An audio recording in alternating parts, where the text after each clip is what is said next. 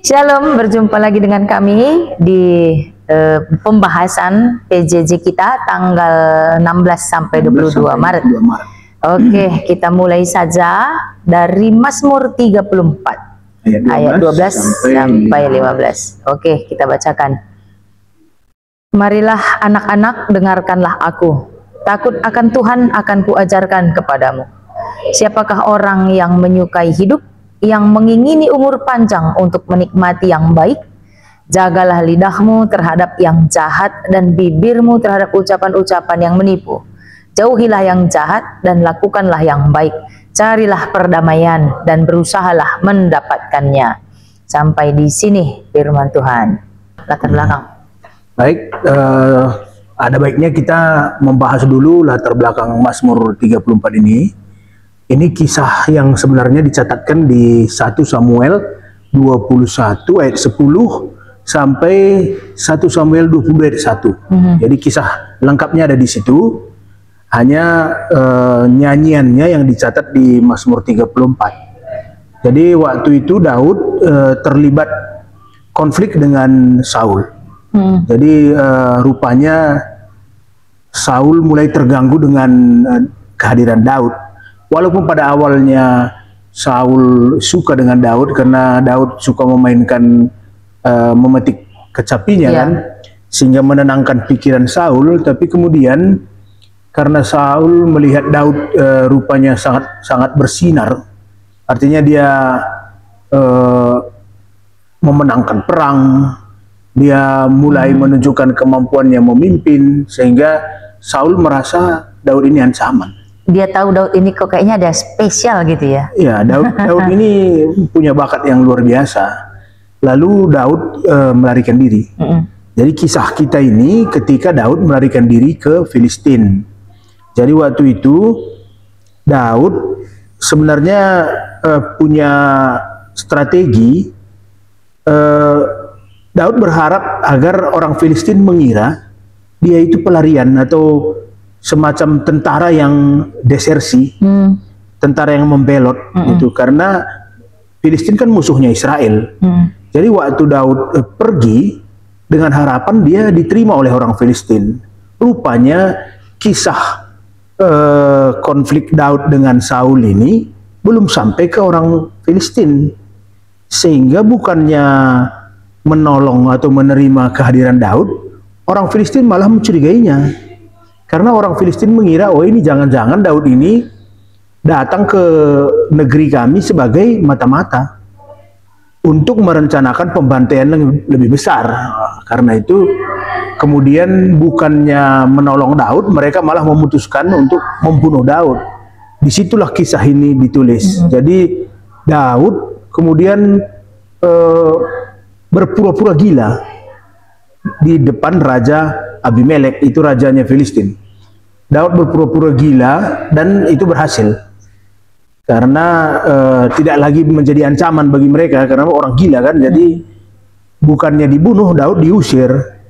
Nah, disitulah Daud melarikan diri mencari perlindungan ke sebuah gua yang namanya Adulam.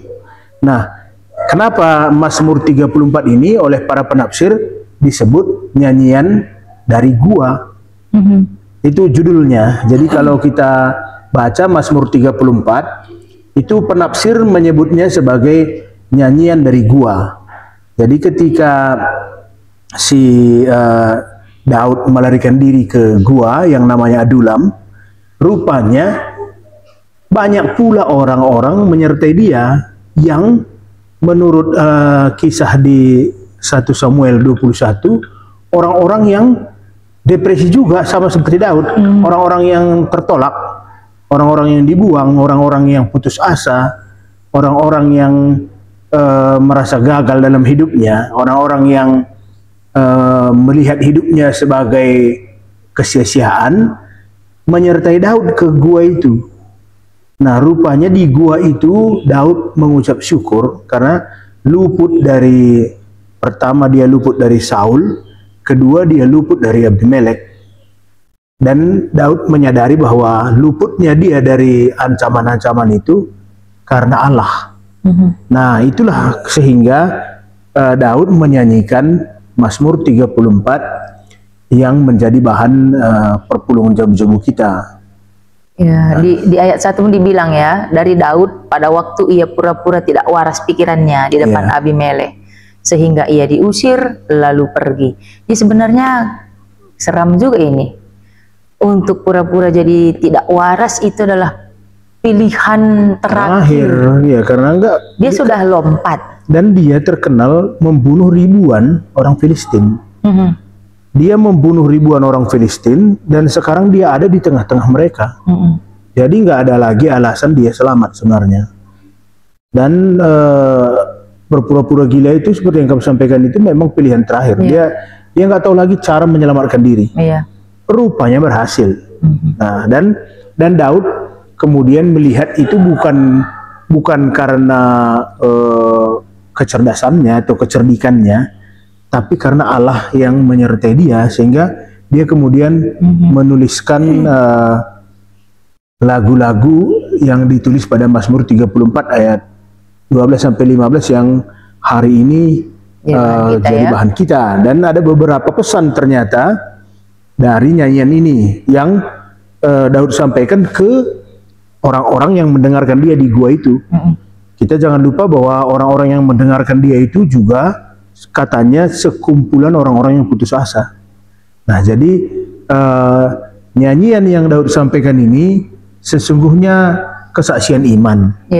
Itu yang sebenarnya dia sampaikan. Dan tambahan ke teman-teman kita pemirsa, Martin Luther juga menyampaikan pernah suatu ketika bahwa khotbah yang paling lama diingat itu nyanyian.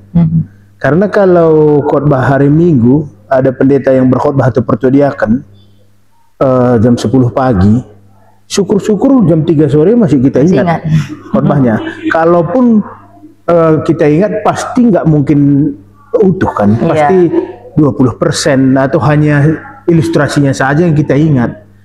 Tapi ketika firman Allah itu disampaikan melalui nyanyian, bahkan nyanyian waktu kita sekolah minggu masih teringat, yang sudah bertahun-tahun tidak kita gunakan, tidak kita nyanyikan. Begitu ada orang yang menyanyikannya, kita langsung ingat liriknya kan, langsung ingat liriknya. Jadi Martin Luther berkata, khotbah itu sangat baik disampaikan melalui nyanyian. Jadi gereja yang tidak bernyanyi bukan gereja namanya. Nah, Daud ini kan bernyanyi, dan dalam nyanyian Daud ini dia menyisipkan kesaksian imannya. Nah, mari kita bahas satu persatu. Tunggu dulu, sebelum kamu bahas mengenai yang kamu bilang tadi tuh, ini di ayat 9 ini, kecaplah dan lihatlah betapa baiknya Tuhan itu. Ini pun langsung ingat lagu. Kecaplah dan lihatlah. Padahal udah lama gak kita nyanyikan kan. Padahal ini kan kalimat Daud, tapi saat membaca ini langsung lagunya. Iya betul. Gitu. Jadi sebelum sampai ke situ ada satu sebenarnya di awal yang penting. Apa itu? Karena rupanya pemirsa kita ada yang keberatan kalau kita ini berbahasa Indonesia. Jadi teman-teman jangan lupa, meskipun ada sermon dalam versi bahasa Indonesia, tidak berarti sermon dalam versi bahasa Karo dihilangkan. Jadi teman-teman yang kesulitan memahami Alkitab dengan bahasa Indonesia, bukalah sermon perpulungan jabu-jabu dalam versi bahasa Karo. Jadi kita menyediakan dua bahasa ini agar pemirsa warga GPKP di kalangan manapun dapat mengikutinya dengan baik. Juga jangan lupa bahwa nats-nats yang kita bahas ini juga menjadi pembahasan gereja-gereja lain. Nah, kalau kita sampaikan dalam bahasa Indonesia, berkat-berkat dari sermon ini tidak hanya untuk GPKP, tapi juga untuk gereja lain. Karena ada juga teman-teman kita pendeta di gereja yang lain, coba bikin bahasa Indonesia, Mang Pendeta, katanya lagi. Ada itu. Saling menguntungkan ya. Nah, apa kita itu kembali ya ke nyanyian di Adulam ini. Jadi ada gua bernama Adulam. Bukan Aduhai ya? Bukan, Adulam. Nah, dan di sanalah Daud menyampaikan beberapa pesan. Nah, kalau kita perhatikan pesan yang pertama yang Daud sampaikan ialah jangan mengucapkan kata-kata yang jahat. Atau dalam bahasa Karo, ulah belaskan kata-kata si jahat. Nah ini semacam Daud berkata, kalau engkau ingin hidupmu panjang atau merasakan kesenangan dan keberuntungan dalam hidup, yang pertama takut kepada Tuhan. Takut kepada Tuhan itu diwujudkan dari satu, jangan mengucapkan kata-kata yang jahat. Rupanya takut kepada Tuhan itu ditujukan dengan jangan mengucapkan kata-kata yang jahat. Ini ya, jagalah lidahmu terhadap yang jahat dan bibirmu terhadap ucapan-ucapan yang menipu. Iya, dari ucapan tipu daya. Dalam bahasa Karo dia menyebut ulah arbual. Jangan mengucapkan kata-kata tipu daya. Memang sejujurnya ya, kita coba merasakan apa yang Daud sampaikan. Kalau kita berbohong kan gak ada ketenangan kan. Iya. Kalau kita berbohong, bahkan kalau kita menipu, pasti tidur kita tidak enak.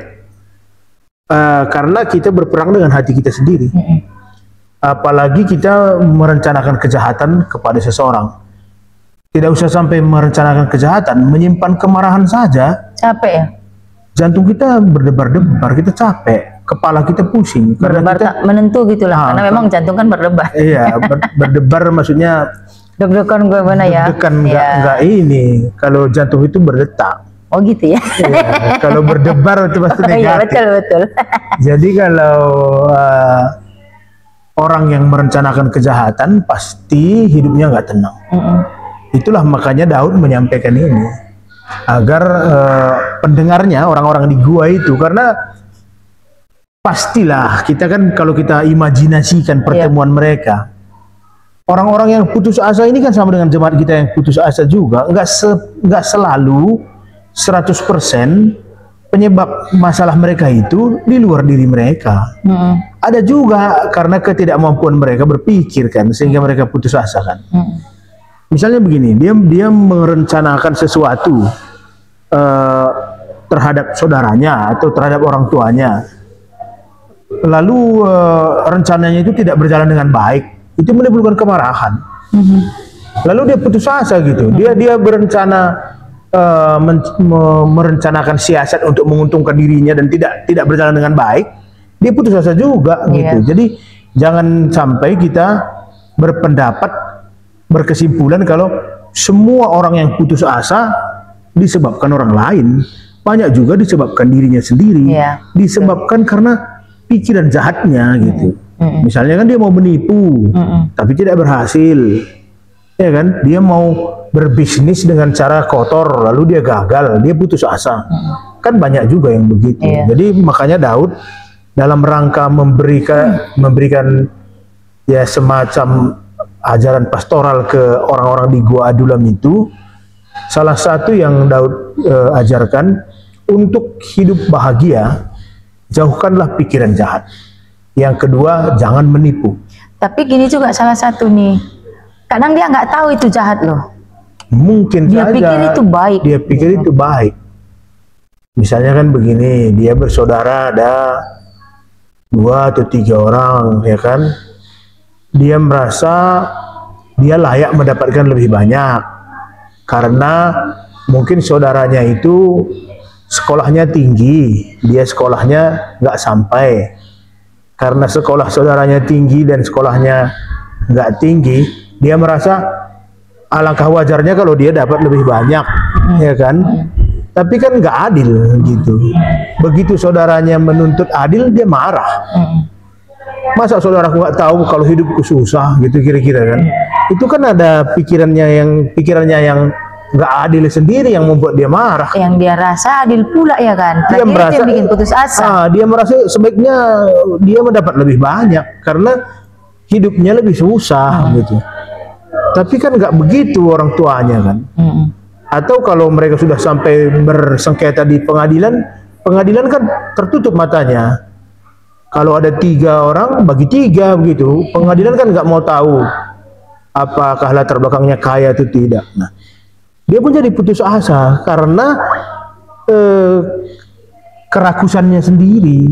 Nah, makanya Daud mengatakan, tinggalkanlah kejahatan. Iya. Jangan menipu kalau engkau ingin hidupmu bahagia. Lakukanlah hal-hal yang baik. Nah, yang terakhir ini, bulatkanlah hatimu melakukan perdamaian. Itulah yang menjadi bahan kita. Iya, carilah perdamaian, cari katanya. Carilah perdamaian. Dan berusahalah mendapatkannya. Berarti susah nih cari damai. Dalam pikiran sendiri aja susah cari damai. Kemudian tapi kita kan bisa juga menyimpulkan kan, kenapa mereka kemudian berkumpul di gua itu? Kenapa mereka berkumpul di gua itu?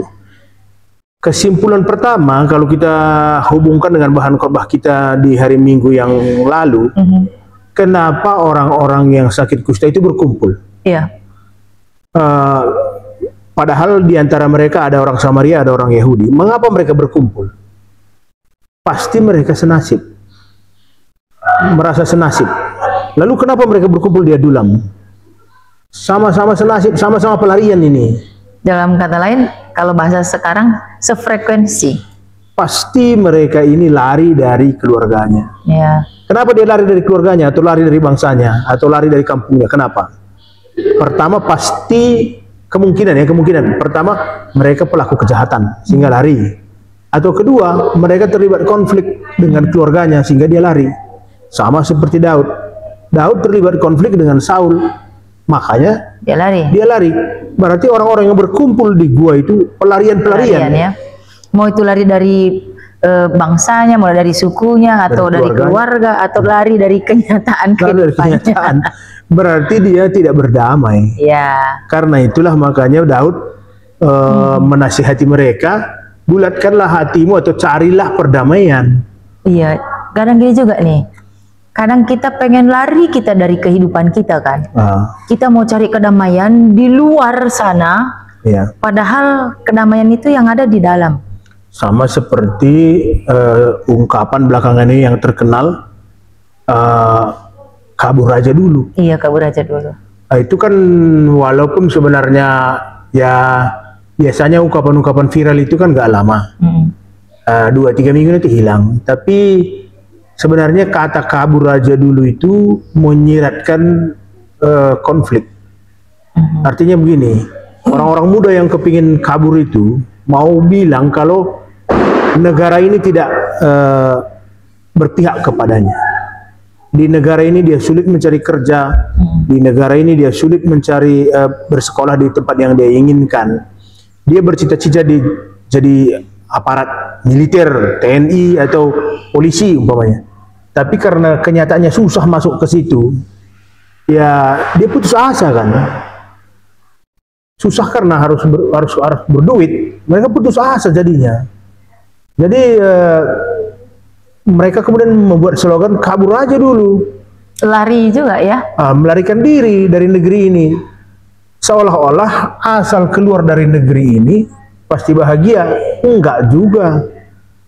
Kalau mereka pergi tanpa persiapan di negeri orang, bahaya juga mereka.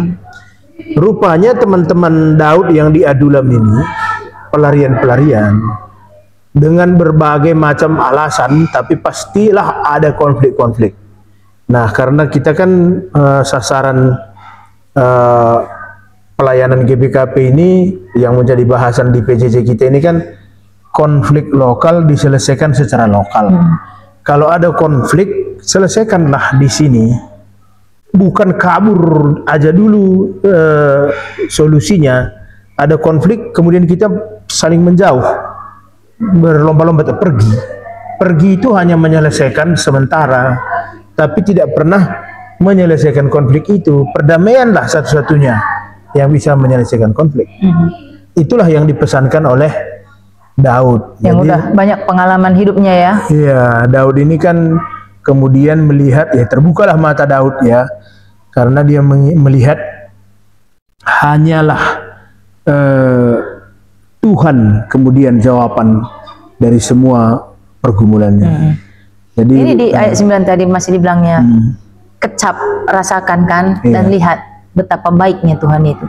Mereka udah pelarian tapi masih dibilang Daud juga, Tuhan baik kok. Itulah luar biasanya Daud ya. Dia kan seniman apa pujangga ya, kecap. Kadang kan makan ini kan nikmatnya makan itu kan ketika kita mencoba mencari-cari rasa apa saja yang ada di makanan itu kan, dibanding orang makan karena buru-buru.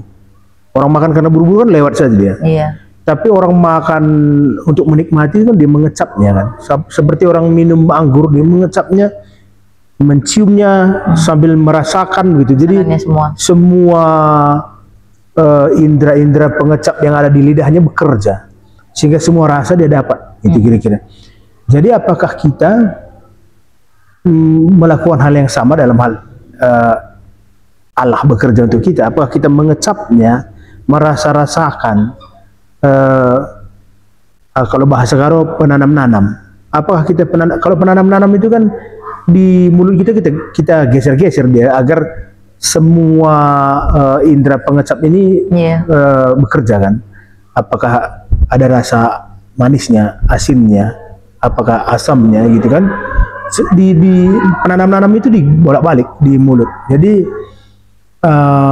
banyak orang kan tidak mencoba merasakan apa saja yang Tuhan sudah kerjakan untuk hidupnya. Karena sakitnya aja sih kadang. Sakitnya aja itu kemudian membuat sukacitanya hilang kan. Iya. Makanya Daud ini berkata kan, kalau engkau ingin panjang umur, kalau engkau ingin hidup bahagia, sukacita, nah inilah kuncinya. Iya. Nah, gitu kira-kira.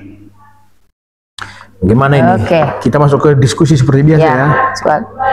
Diskusi. Jadi memang diskusi kita ini, kalau kita baca bahan PJJ ini kebanyakan memang kita diajak untuk membahas konflik. Konflik damai gitu ya. Sekarang kita baca soal yang pertama. Tulikanlah antusen tema, bulatkan ukur rebahan perdamaian. Ini soal tema. Bulatkan ukur rebahan perdamaian. Membulatkan tekad lah. Kalau memang mau bikin damai ya harus betul-betul bertekad. Ya, karena bikin damai ini kan susah. Dan begini kadang-kadang orang kan berdamai ini kan, orang mengira itu kan bukti kalau kita mau berdamai dengan orang yang menyakiti kita, itu bukti kalau kita mengakui kita kalah. Itu yang salah kan, pemahaman begitu. Iya. Padahal kan berdamai ini sebenarnya mengerjakan sesuatu untuk kita, bukan berdamai itu mengerjakan sesuatu untuk orang lain. Karena kalau kita berdamai, kita yang sembuh, sakit kita diobati. Bukan kita berdamai dalam pengertian kita mengaku kalah kepada teman kita yang berkonflik. Enggak. Berdamai itu kan supaya kita tenang tidur. Yalah, salah aku ya, damai kita ya, bukan berarti kita aku yang salah ya kan. Tapi aku dalam hati aku mau sembuh. Iya, jadi kan artinya kalau kita berdamai berarti kita melakukan sesuatu untuk diri kita. Jadi kita diuntungkan. Jadi jangan merasa malu untuk berdamai. Gitu. Dan untuk melakukan perdamaian ya, jangan merasa orang kalah. Iya. Kayaknya ini sangat penting karena entah mengapa kita juga nggak tahu dari mana datangnya. Memang karakter kita orang Karo ini kan mudah sakit hati kan. Entah karena perasaan yang halus atau karena kita memang orangnya sensitifan. Enggak, kita memang orang baik gitu. Orang baik itu kan diperlakukan nggak baik marah dia. Buktinya orang-orang Karo ini kan, kalau kita lihat di tanah Karo itu, orang dari suku manapun diterima dengan baik. Iya. Diterima dengan baik. Ya, asal orang itu mau menjadi keluarganya, masuk. Misalnya aku Enda Mergaku katanya kan, dia ditampung, diterima dia dengan baik. Biasanya orang-orang yang baik itu kalau diperlakukan tidak baik, itu marahnya luar biasa. Iya. Jadi kenapa kita kemudian menjadi orang yang mudah sakit hati? Mungkin itu salah satu penyebabnya. Tapi anehnya kelewatan juga kadang-kadang sakit hati kita ini, sehingga bisa bertahun-tahun selesai. Ini makanya penting bahan ini dibahas. Iya, bulatkanlah, berarti ya betul-betul bertekad lah. Karena akan banyak hambatan kan. Pasti tidak segampang mendiskusikannya ini. Karena kalau nggak bulat, gampang berubah pikiran. Iya. Oh iya, untuk pemirsa juga kenapa ini mungkin suaranya agak ribut, Ya, karena ini sedang di luar. Kita ada di Galili dan ada renovasi di sekitar tempat ini. Kita masuk ke nomor 2 ya. Ya, Turikan pengalaman du ibas dalankan tema PJJ enda kayak ulihna.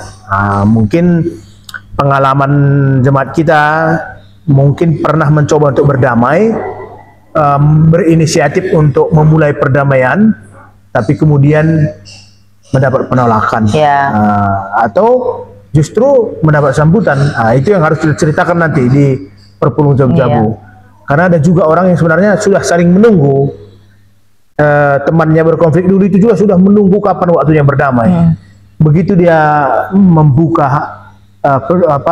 hatinya untuk berdamai, temannya berkonflik ini pun dengan sukacita menerima. Tapi kebanyakan tidak. Waktu kita mencoba berdamai, orang malah tetap menutup hatinya. Iya. Tapi jangan kecil hati, karena begitu kita mencoba untuk berdamai, sesungguhnya kita sudah mulai menyembuhkan diri kita. Iya. Soal orang lain nggak menerima, itu soal dia. Gitu. Yang penting kita sudah menyelesaikan dalam hati kita. Kayak yang dibilang inilah di ayat 16, mata Tuhan tertuju kepada orang-orang benar dan telinganya kepada teriak mereka minta tolong. Jadi memang yang penting kita memang sudah mau berdamai. Iya. Karena mata Tuhan itu tertuju pada kita, gitu loh. Supaya kayak yang di ayat 13, kalau pengen umur panjang, menikmati yang baik, inilah ajarannya. Iya. Karena kadang kalau nggak damai, capek loh, umur panjang pun susah dapatkannya. Kemudian begini, Daud ini kan menarik juga ini. Kenapa orang-orang yang berkumpul bersama dia di gua itu belum memutuskan untuk pulang? Kenapa mereka menikmati berkumpul bersama di gua itu? Karena sesungguhnya masih ada pertempuran atau peperangan dalam hatinya. Iya, iya. Untuk pulang ke keluarganya itu masih belum bisa terima. Jadi biarlah sementara aku di sini saja dulu. Memang betul ketika ada konflik dan kita memilih menjauh, ya tensi konflik itu turun tapi tidak menyelesaikan persoalan. Nah, jadi Daud itu kan bilang begini kan, jangan terus-menerus menyimpan pertempuran dalam hatimu. Hari ini gantilah itu dengan perdamaian. Munculkan juga ide perdamaian di dalam hatimu supaya engkau sembuh. Nah, itulah yang dijelaskan ya. Iya. Karena terus belum tutup sedikit lagi. Di ayat terakhir nih, Tuhan membebaskan jiwa hamba-hambanya. Berarti memang jiwa ini yang tertekan ini ya. Iya, di dalam makanya keributan konflik itu sebenarnya yang paling berat itu di dalam. Iya. Kalau di dalam hati ini belum selesai, nah agak sulit. Dan supaya konfliknya jangan makin ini karena tukang sudah mulai bekerja, kayaknya kita tutup, akhiri saja ya. Oke, untuk semua pemirsa, mari bebaskan jiwa-jiwa kita dari rasa marah, dendam, dengan kita cari kedamaian. Jangan lupa untuk tetap menyaksikan diskusi-diskusi kita pada minggu-minggu yang akan datang, dan kami berpesan selamat mengikuti Perpulungan Jabu-Jabu Mejuah-juah Mandu Kerina, dan selamat menikmati takjil.